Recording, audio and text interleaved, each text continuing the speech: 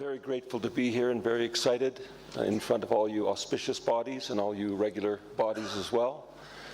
And this is the problem we run to immediately when we talk about Vajrayana and healing, because we were told in the West that mainly Vajrayana is about solving the big problems. Who are we? How do we transform ourselves? Enlightenment. And in fact, when I first met Kala Rinpoche back in 1980, I posed that question to him. I said, Rinpoche, I have these healing abilities and I'm worried. I read somewhere that if you use your siddhis in some way, if you don't keep them secret, you're going to lose your powers. Something bad will happen. And he said, no, that's just a karmic layover. If you have those gifts, just use them to help people and all will be well. So he gave me the green light, but then he still threw me into a 3-year retreat. So there you go. So Vajrayana is definitely for the ultimate goal of personal transformation, transformation of the self to a new identity. But also, in the relative level, it is for the healing of our samsaric worries. So there are various land healing techniques, physical healing techniques for long life, for there's local healers, for example, right in this community here in Thimphu, like Lama, who does nothing but house calls to help people with whatever's going wrong in their lives, whether it's their lost livestock or death in the family, etc. So quite apart from traditional Tibetan medicine and Buddhist Ayurveda, we have a job to do in Vajrayana healing. And there's a particular parallel phenomena that happened back in the 60s with an explosion of Dharma into the West with the diaspora from Tibet. And we had a rapid growth and adoption of Tibetan Buddhist practices, the creation of centers in various cities around the American continent and the world and Europe, visits of contemporary masters and translations of great works, and even secret techniques like the 6 Dharmas of Naropa and Tibetan Trulkar and so on. All this became very widely available. And of course, always the worry about where's the balance between tradition and innovation with the wild and wacky Westerners. At the same time, paralleling that was an explosion of holistic, alternative, and natural healing methods, yoga, tai chi, which came into the mainstream, the beginning of meditation, mindfulness. And all of these, in the West, there has generally been a development of both on the professional level and the self-help level, as we'll see as we go along. And along with that came the Western concept of research to actually validate these various different practices. So we're going to, in my paper, which, by the way, I'm going to rush through a lot of these slides because I made too many, but if you give me your card, I'll send you a copy of the slides, and of course you can read my more extensive paper.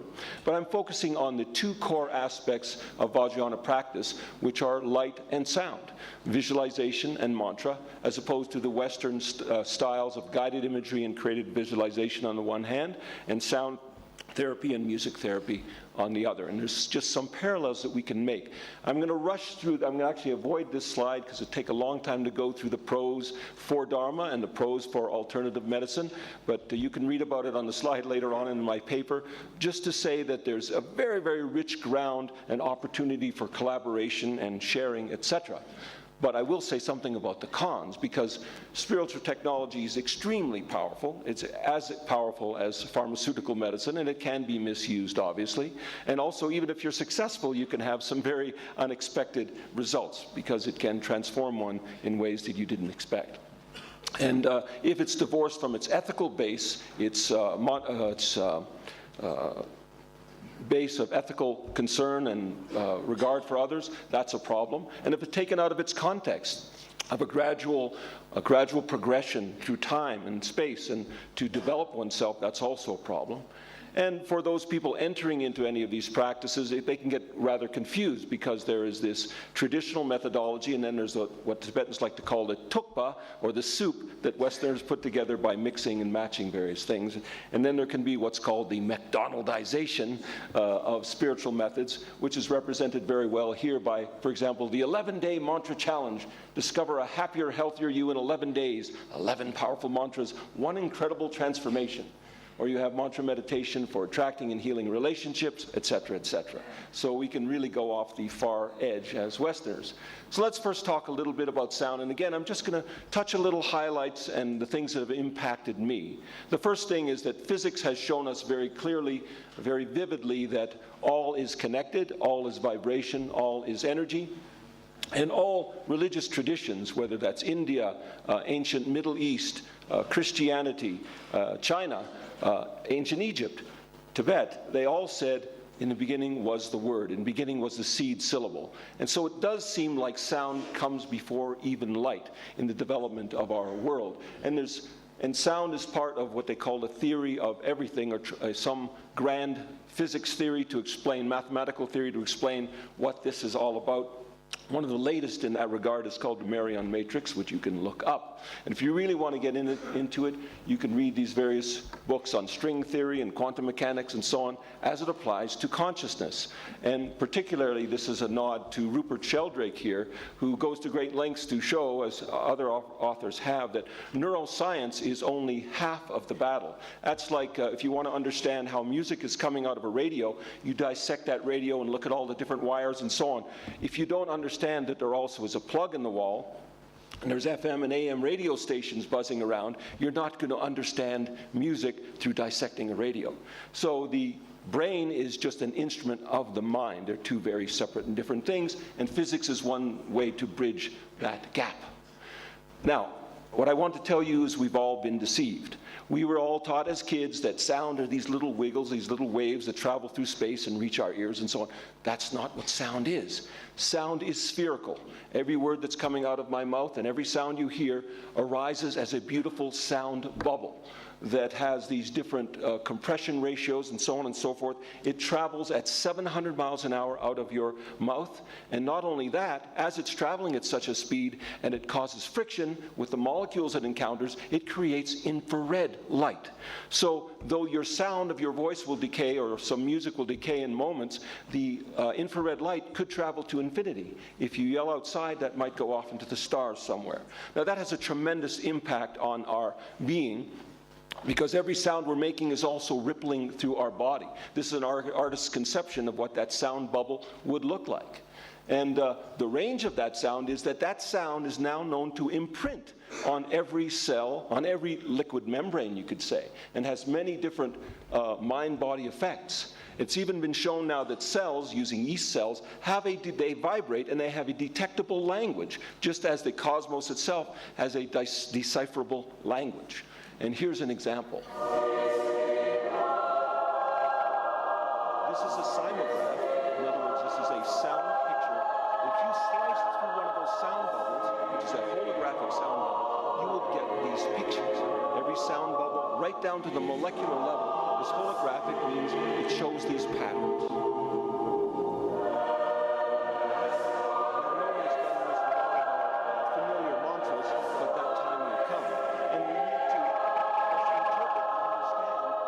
These sounds all mean for us.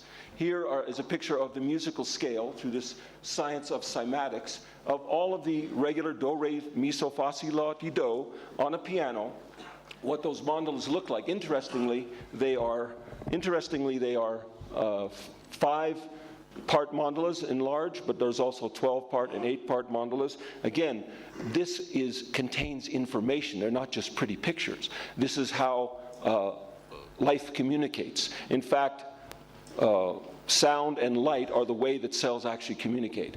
So I'm just going to rush through this area. Healing music was part of every tradition and every culture in the past, ancient China, ancient India, and so on. Modern music therapy became well established in the 1940s in the US. In this profession, they see over 300,000 patients a year in 30 different countries, and treats every kind of condition under the sun very favorably, especially those with chronic degenerative neurological diseases, cancer, pain relief, etc., etc. And then on the other side, we said there's a professional side, and then there's a self-help side. We have didgeridoo healing, Tibetan gongs that no Tibetan, of course, has ever seen, tuning forks, binaural beats to synchronize brain waves, vocal toning with angels. So everything under the sun falls under the self-help category, whatever you like. But Vajrayana sound is not lagging behind. There's a number of very interesting papers that are rising these days. This is like the roar of 1,000 thunders, instrumental music and creativity in Tibetan Buddhist ritual, and so on. And this book just came out from Nida Chatsanang, the well-known Repkong Ngakpa, who travels around the world teaching Tibetan medicine and so on. And this is the first book, it seems, in the Tibetan Dzongkha language on mantric healing. It's about a 400-page book, makes some very interesting reading, especially the chapter on the actual, from the traditional perspective, how mantras actually work through tendril. Toning is also very interesting. Don't do it right now, but you can do it during the break, of finding the pitch or the tone that works in your body, that heals you. You know, every actor and every singer knows that there's 4 different resonators in the body. You go, ooh, ah, eh, e. So you imagine with your mantra practice to find the ways and places where it resonates in your body, to aim that mantra at different parts and different pitches and see what really works for you. So this is a way that Dharma can benefit from an alternative form of medicine. At the same time, wouldn't it be nice if toning itself as a practice started using the phraseology and the mantric melodies and so on of Vajrayana? So there's a place for mutual exchange. Now this all works through resonance. Resonance means things are in a vibratory alignment with each other. And there's not only mechanical resonance and electromagnetic resonance, there's quantum resonance, what they call quantum entanglement, emotional and spiritual.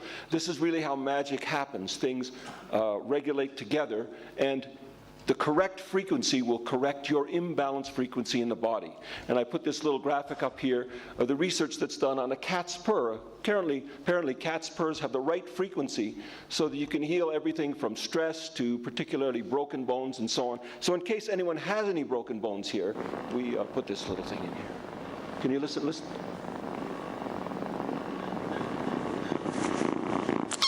Whoop. Strange things can happen there when you're doing this kind of therapy. So, but you can go online and you can get 9 hours of cat purring on YouTube, so you don't need to rent a cat. And this just shows some of the resonant frequencies in the body that they've discovered in the mechanical parts of the body. So having those different megahertz or hertz frequencies aimed at those parts of the body can promote healing. And one of the ways that sound works also through psychoneuroimmunology, which is just telling us, science is telling us what we've always known, that the mind does affect the body. The psychological system, the neurological system, and immunological systems are all tied up together, and this is a more further diagram to show some of those connections, which are both through peptide proteins as well as directly through the lymphatic system, hormonal system, and so on. Now, science of mantra, again, I'll just rush through this slide.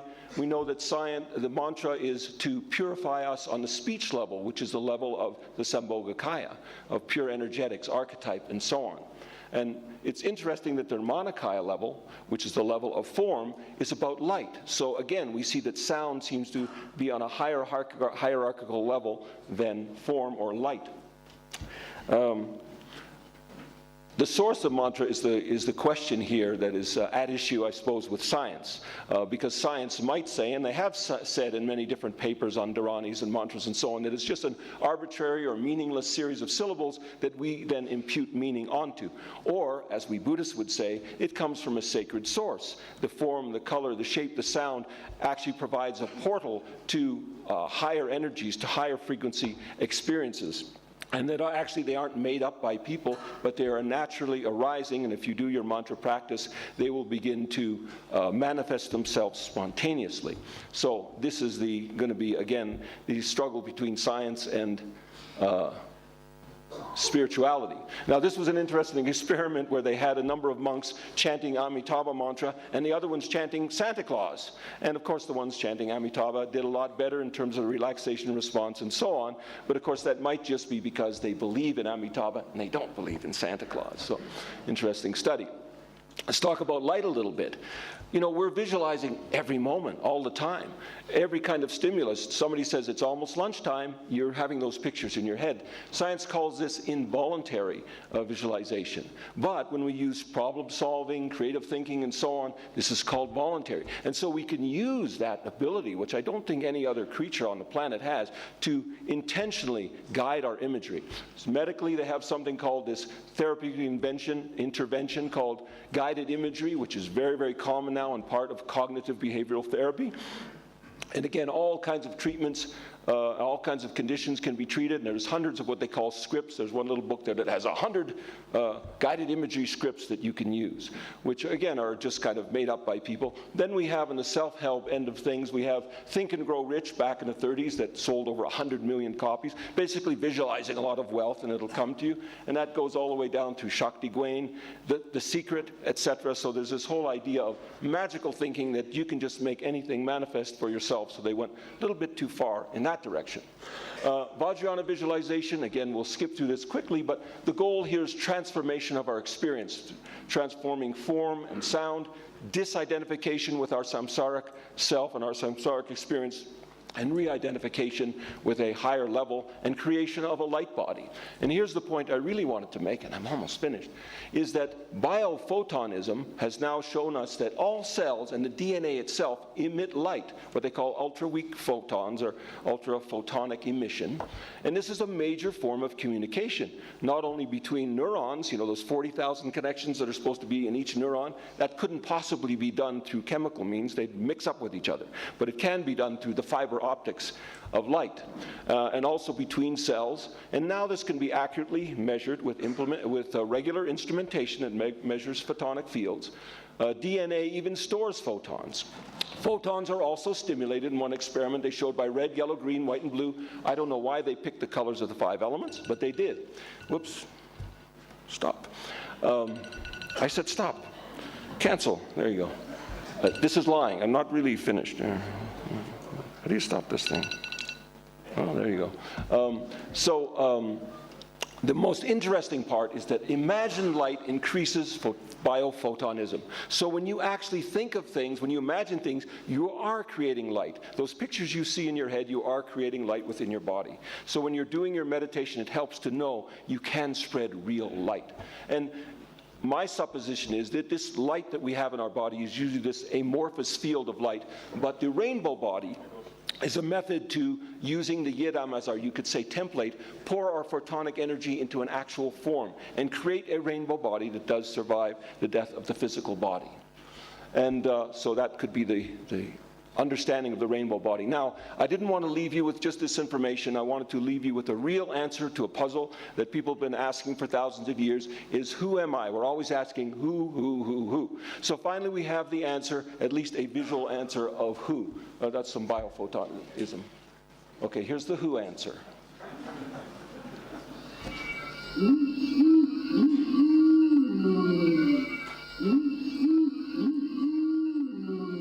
Thank you very much.